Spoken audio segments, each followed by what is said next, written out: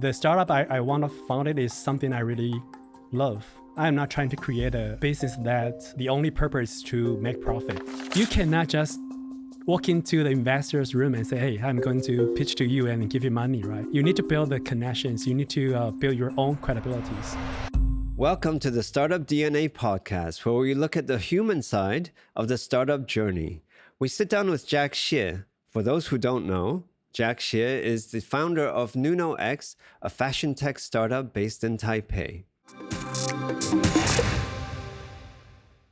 Picolage launched and hit 400,000 downloads in the first month. From the outside, it looks like instant success. But here's what you don't see: the business models that didn't work, the years in the wilderness, and the choice between chasing another round or daring to become self-sustaining.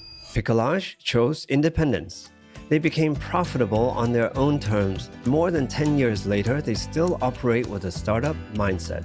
40% of their team is dedicated to what's next: new products, new platforms, and navigating the shift from mobile to AI.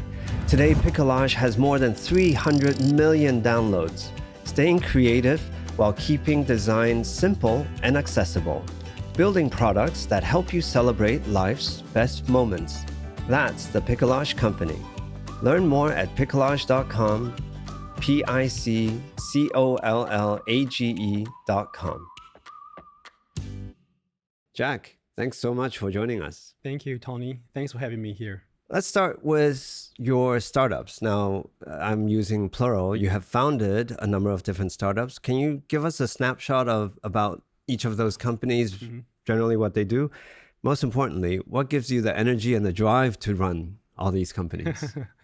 Yeah, so actually NunoX is my fourth company already. So I founded my first company back to like 12 or 13 years ago. First company, we basically do a software company, and it's very similar to the current Canva, but at that time I have any experience. I don't know how to do the fundraising. I don't know financing model. I just understand how to coding, how to build products. So after a half a year, I burned out all my monies. And then I need to face the reality, right? So I start to work for the big corporate again. So I joined Yahoo. During the time in Yahoo, a lot of friends or like the people introduce some people to me, say, oh, whether we should co-found a company. I met with one of my customers when I was in the first company, and they say, oh, we are building a scanner company. They want to accumulate humans' body data. They want to build a body scanner for fashion retailers. So at that time, I co-found with my second company, which is a T3 3D studio.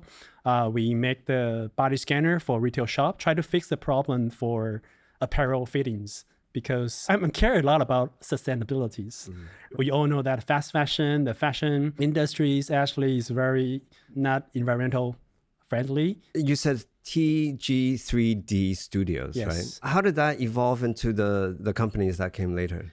So at that time, we digitize human body and we sell to the fashion retailers. And at that time, they say, oh, why don't you digitize the garment, digitize the fabric material as well? So at that time, I start to do some research about material scanning, material digitizations, garment design software, 3D design software. So we start to do the research. So that's why I decided to spin off NunoX, and my co-founders, he is still managing the T3 3D at this time. And then I kind of spin off the company and bring the whole team to start a new journey. Throughout those different iterations, those previous companies, what's the one big goal, whether it's here or here? What's that one big goal that brings them together, that speaks Jac Hsieh? I actually never thought about I will do this back to like 20 years ago.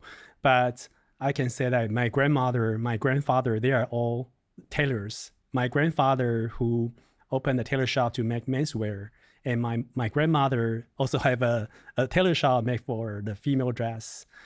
And so when I look at our customers in tailor shops at the beginning, I feel I'm solving the problem for my grandparents, right? And then it actually gave me a lot of rewards, or like the feeling that I'm helping my my lovely families, A good grandson. Yeah. Gratification, probably. My grandmother means a lot to me. So I think at that time, I feel this problem is something I really want to solve.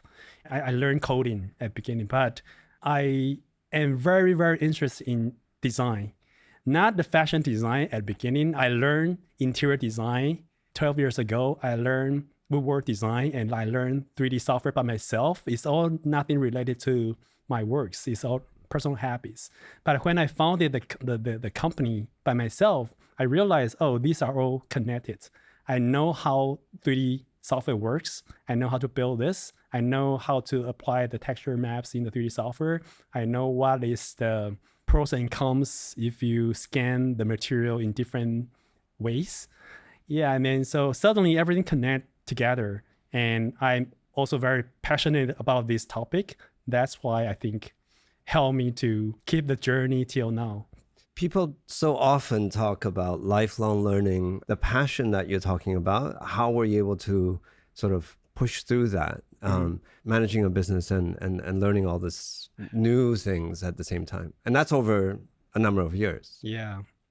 Well, I always think about being an entrepreneur or like start a startup. This business is also one of hobby that I really interested in. So the startup I want to found it is something I really love. I'm not trying to create a business that the only purpose is to make profit. But of course, we want to make profit, right? But I think I want to find something that I really fall in love with. And also, I think this have a lot of business potential. So I don't separate my business or my personal hobbies or interests separately. Everything is like blend into my life. This is actually the clothes that one of my customers called Storywear. They use their recycled denim fabric to do this. So when I talk to them, actually, we talk a lot about their interior design in the retail shop I'm really interested in, and the way he created this brand, what kind of brand image they want to deliver to customers. So all the topics they mentions are actually something I really love to hear about. What would you say most of your energy is focused on now? Is it primarily on NunoX? Which direction are you steering it towards? Right now, I actually 100% work on NunoX. This company doing about the textile AI and textile designs. Yeah. So right now, I'm just focused on this one.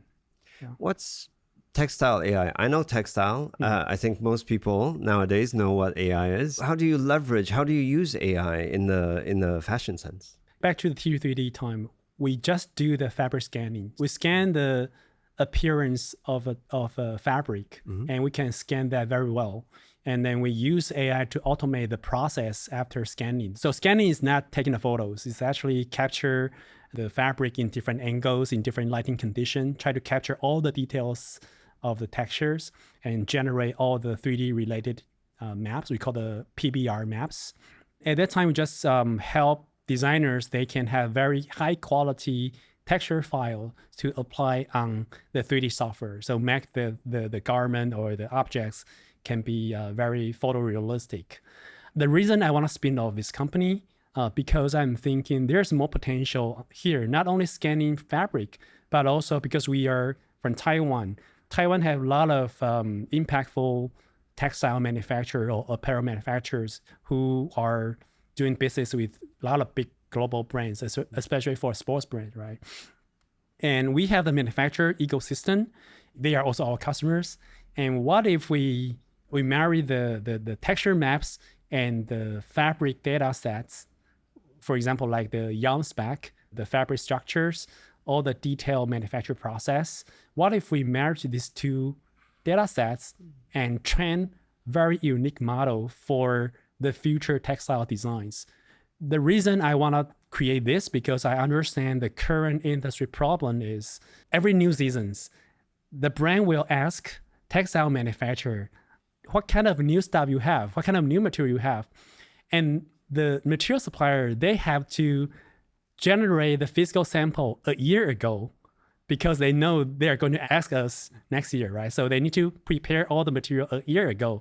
But at that time, they don't know what the market trend or they don't know about the brand requirements. So they need to guess or they need to depend on their own research to generate a series of fabric. And then after a year, they propose to brands. And then brand will select from here and then say, oh, I want these two, but I want to change the structure. I want to change your color, change your yarn compositions. And then you are the manufacturer, you redo the process again. So it's like back and forth, remaking samples and a lot of guesswork and a lot of waste here. Because when you generate a physical fabric, actually will create a lot of pollutions. Like dyeing the fabric, you need to have a lot of samples. Yeah. So I think once we marry these two data set and create an AI platform that can help both brands and suppliers, they can have a platform to have a mutual understanding about, if I'm talking about I want polyester 80% plus 20% nylon, and with like jacquard fabric structure, what will it look like? And then our AI can understand what they are talking about and generate the visual of the fabric in digital space, in 3D space. And if we can achieve this goal, then no guesswork. You can just propose your new materials and or base elements, and the brands can, based on your proposals, to adjust new design they want. And our AI can understand that. So this is actually the AI we are building right now. Two questions from that. The first is, do you find yourself educating and sort of imparting this knowledge that you have gained through your business at NunoX? Do you find yourself educating your customers very often about this? And how receptive are they? Well, it's a long education process, you know. Before I founded TG3D back to 2015, I started to talk about what is fashion tech, what is the digital fashion, what you should do to digitize your contents and try to save time, save production efforts. Because this is a very traditional industry and everyone has their own process or their habits to work in that way. So when you try to teach them, they will say, oh, I probably don't have time to learn new software, or like I don't have time to add additional process to digitize anything. It was very tough at the beginning. But I think in these 2 years, I mean, AI just, you know, blown up, and then people start to ask, Jack, what we can do for AI? And then I think the first step is digitize your content. I mean, great AI needs very unique data set. So we can start right now to accumulate data set and then train your own AI. So I think after AI raised up, I mean, help NunoX a lot to make our customer understand what we really want to achieve. It's not just scanning the fabric, but we are building a meaningful data set for you to train the meaningful AI for your future work. I think the fashion industry is fascinating, not just because of the aesthetic elements, the models, the clothes, the trends. It's also shocking that it's one of the top 5 most polluting industries in the world. Yeah.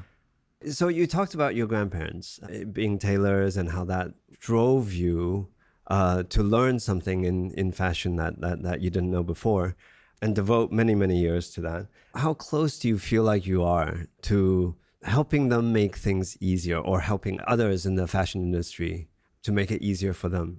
I still remember that when I was a child, that my grandmother just carried me on her back and making clothes for her customers.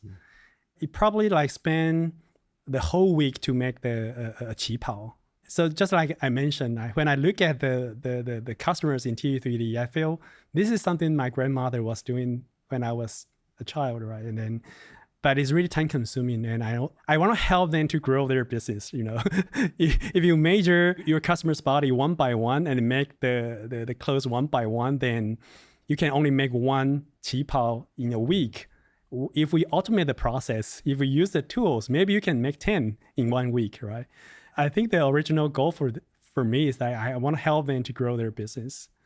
And I believe that everything could be automated. And if you know how to do it, then we can create a new working flow to scale the business or to make it more efficient. Yeah, so this is actually the original goal that when I face into the customers at that time. You're a pretty seasoned founder, having had 4 startups under your belt. And what are some of the questions, some of the advice that other founders or, you know, aspiring founders, even founders in earlier stages, what sort of questions do they ask you coming from your experience?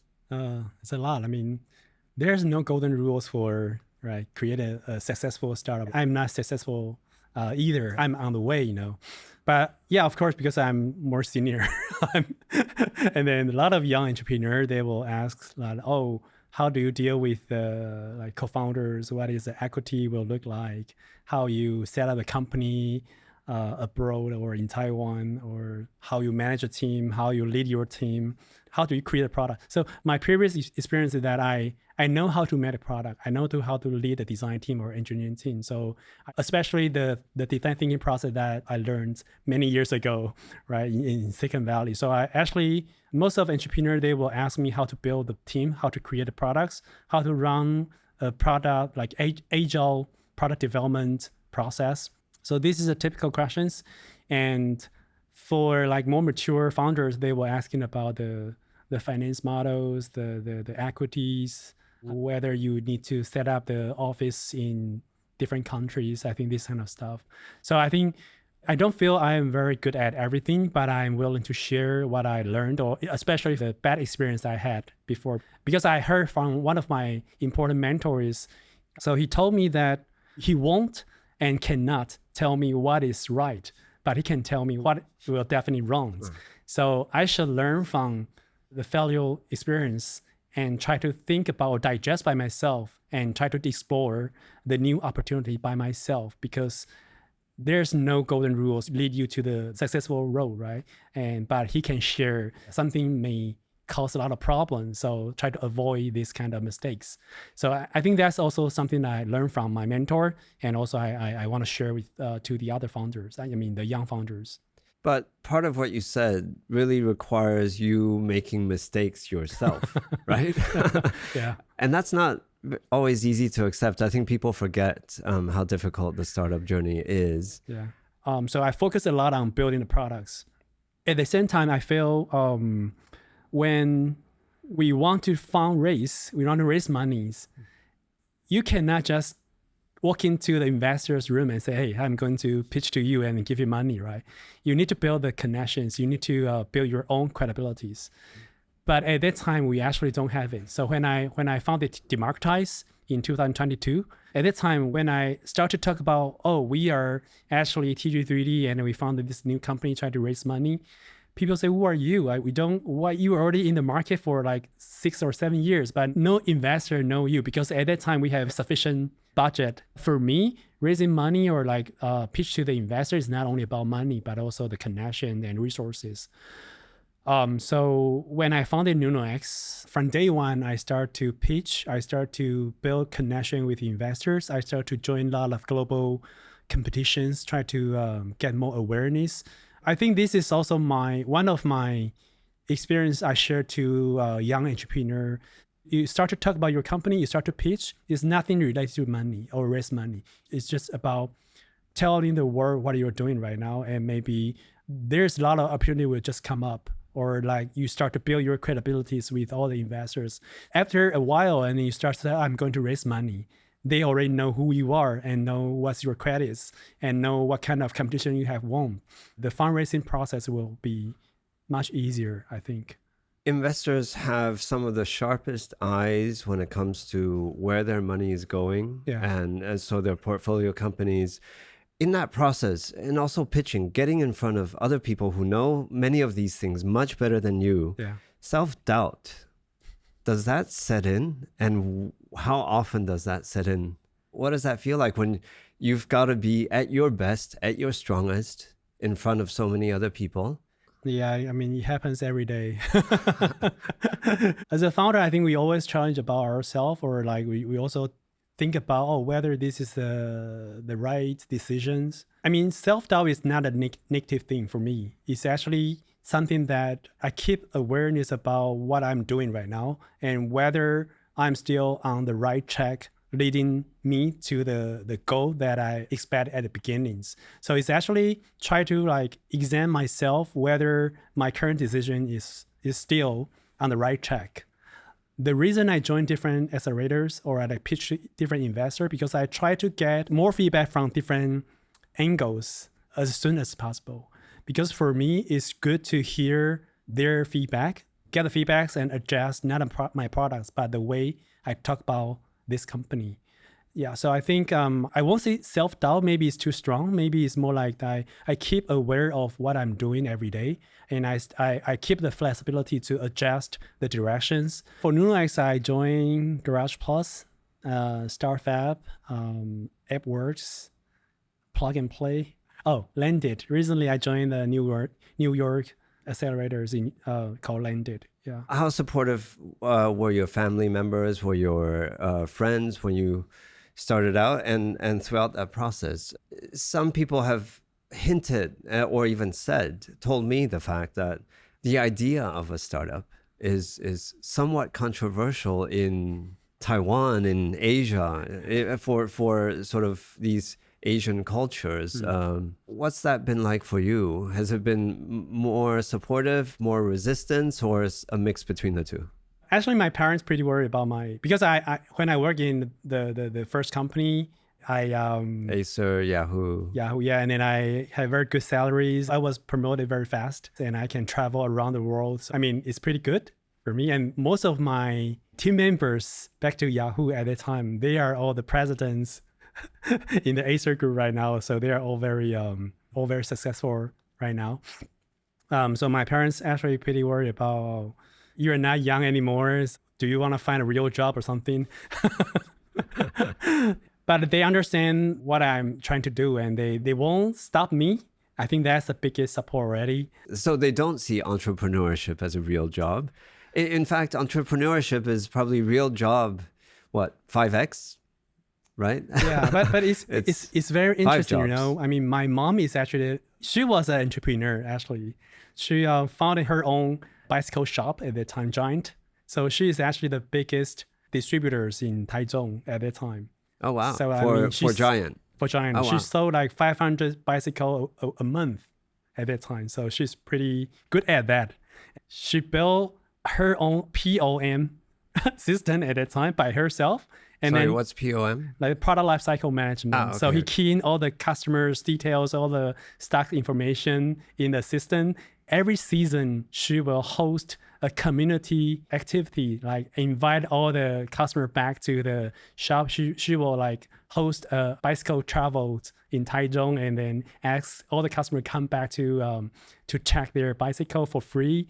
And then so I help her to like ride the cars and send to the customers. So she is so entrepreneur, but maybe she was an entrepreneur, so she knows it's very, very tough. Your vision for growing NunoX and DMKTZ, at which point are you going to feel like, yes, I've done it? Does it have to do with working with some of the biggest customers in the world, the biggest retailers, the biggest brands?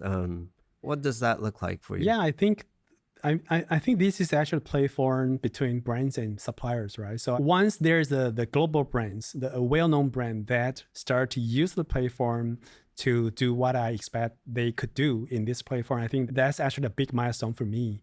Yeah, so actually we are talking to several key suppliers in Taiwan right now, and also talking to some big global brands. And I hope that we can achieve that in the next 2 years.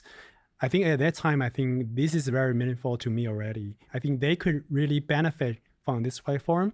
And because they are big brands, right? So I think there's waste will be saved if they use a platform to do the sourcing, to do the design, to do the communication. I think once they start to use the platform, it means I already help the world to save a lot of unnecessary waste already. So I think that's the first milestone that I want to see in a couple of years. Picolage launched and hit 400,000 downloads in the first month. From the outside, it looks like instant success. But here's what you don't see: the business models that didn't work, the years in the wilderness, and the choice between chasing another round or daring to become self-sustaining. Picolage chose independence. They became profitable on their own terms. More than 10 years later, they still operate with a startup mindset. 40% of their team is dedicated to what's next. new products, new platforms, and navigating the shift from mobile to AI. Today, Picolage has more than 300 million downloads, staying creative while keeping design simple and accessible, building products that help you celebrate life's best moments. That's the Picolage Company. Learn more at picolage.com, PICCOLLAGE.com. Is there a founder you admire the most? I mean, there's a lot of good founders, but I think the most impactful person is actually a basketball player, Jeremy Lin. When I was very frustrated, I actually looked at his story after he got serious injury and how he encouraged people who are also like stuck in the frustrations. I think it helps me a lot. Just like try to accomplish the things that you can see in front of you right now. Don't think too much about future. So just be present at this moment and do your best to work on something you are working on right now. What do you obsess about? Is it success? Is it perfection? Is it more sleep? What occupies your thinking late at night? One of the reasons that I found my own company is I think actually career or your jobs occupy a lot of a person's time in 24 hours, right? And then I don't like people spend time on politics or like working with people you don't really like it. So I want to found a company that have very good culture and people who work here, they can learn from each other. They can, every time they go to the office, they will feel satisfactions or like they will feel, oh, I can meet with Tony, then he's the people that I really want to work with. So I think I obsess about create a company that have this kind of culture and have people work in this company can all learn from these environments and not only do the jobs that they want, but also they can get good salaries, they can learn from each other, and they are very proud of being here. If you never started your fashion tech businesses, or if at some point along the way you decided, okay, that's enough, you give up, what do you think you would be doing now? When I work in the big companies, I actually do nothing very different from what I'm doing right now because I'm if I feel this is interesting, I will spend my own time to do a lot of research and try to work on that, try to talk to a lot of people, gather all the resources, right? The only difference is I didn't need to worry about money when I work for somebody, but I still will put my all efforts to like do something that I really interested. And I like to work with the smart people and also like I want to help people to solve the problems. So I think I will still do the same thing, but maybe happier because I don't need to worry about money. Well, in the toughest moments, what do you worry about? What scares you? Oh, I remember that one time I only had like 700 NT dollars in my bank accounts. You know, that was scary. That was scary. And I don't, that moment I actually, there's a customers come from Korea and then I want to buy him a lunch. Then I realized that I don't have money. So I went to the ATM, tried to take money, but I don't have sufficient money to, because it requires like, I need to, at least need to 1,000 you can take from ATM, right? So I don't have 700. So I need to call my friends. I say, hey, can you borrow me 300? And then I can take the 1,000 back to my from the ATM. So I'm very worried about the money when I run a company. And right now I'm not worried about myself. Actually, I worry about my colleagues, my team members, because they all have their own families, right? Mm-hmm. And I think it's a kind of social responsibility to like, I can make sure they can get the salaries every month. I think that's, this is actually the biggest fear when I found a company, especially we are still, I mean, this is still early stage, right? I mean, the financial problem is still one of the key things I need to manage. In terms of building your team, how do you see the so-called right employee? Is it a gut feel? Is it a chemistry? How do you know that, is it just, having worked with that person and it clicks? Yeah, I think for me, the way I choose my team member is like, first of all, if they're good or not, right? This is, the professions, whether they are really good at this. Mm-hmm. So, because those people are people who I have worked with. So I know they're really good. The second is whether their culture can fit into this kind of very dynamic environments in startup. So I don't want to choose people who only work for the big corporates for a very, very long time, because I know they are get used to this kind of stable path or like working environments. So I prefer to find people who is very responsive, very dynamic. They can adjust themselves to adapt the new changes. Well, growing a team is easier said than done. But at one point, many years ago, you were a team of one, maybe two. Looking back, what would you tell yourself on day one of any of the companies that you have founded? Yeah, I think it's connected to what you just asked about self-doubt. I think that is something I learned the most after I created my first two companies. I mean, because I always overthought about the future, whether this could be a huge or like very a big business in the future or like a potential market. So I can build a roadmap, but it's very, very hard to achieve. You probably need to spend 10 years to achieve the goal. And I have a lot of self-doubt about this. If I have a second chance, I will talk to myself that, all right, don't overthink. Again, you can look at what you have right now and start to do everything perfectly. You just put 100% of your efforts to achieve that. Once you achieve this, you will understand what direction you should move toward, right? You don't need to think 10 steps at the beginning. You just think one or two. And then when you in step two, then you will understand what will be the next two steps. And then you just build your achievement step by step. Don't think too much. Otherwise, you will doubt a lot. You will worry too much. Then you spend too many energies to stuck on the self-doubt thoughts.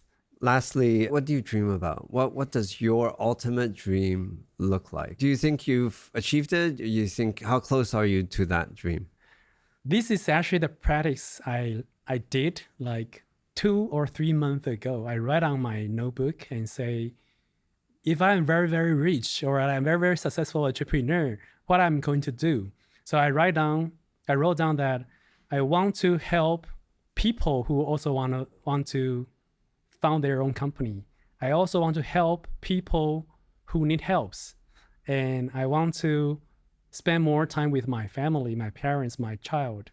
And I don't want to worry about any financial problems. I think I wrote down a lot of things, and I feel like 7 or 80% of this, I can do it right away. So I already start to help entrepreneurs, young entrepreneurs, help people who need help. I do the volunteer to help people. I also spend some time with my family. I think that's something I really care about. So I think the only thing I haven't achieved yet is I want to create a company that I will be very, very proud of. People will think, okay, you do help this industry a lot. Just like what I mentioned, I really want to help, I want to see the brands and manufacturers, they can really use this platform to solve all the problems they have right now. And also, I think this will be very impactful for the environment. I think that's something I really want to achieve in this entrepreneur journey. You mean when you wrote down your dream, you didn't include a private jet, a yacht? That's what that's what a lot of people think about. That's what a lot of people sort of dream about when they get into startups. But it's not all that that's painted. It's never on my list. I mean, I love good foods. Go to good restaurant. I like good designs, but I think it won't spend me a lot. So I think that's my life is pretty simple. Yeah, I love to work with smart people. I like to help people. I think that's something I always dream about. I can have more time to do this. Yeah. Simple, you say, but I would say big goals when it comes to sort of changing the way things are being done in various industries. So thanks very much, Jac. Thank you for joining us on the podcast. Okay, thank you, Tony.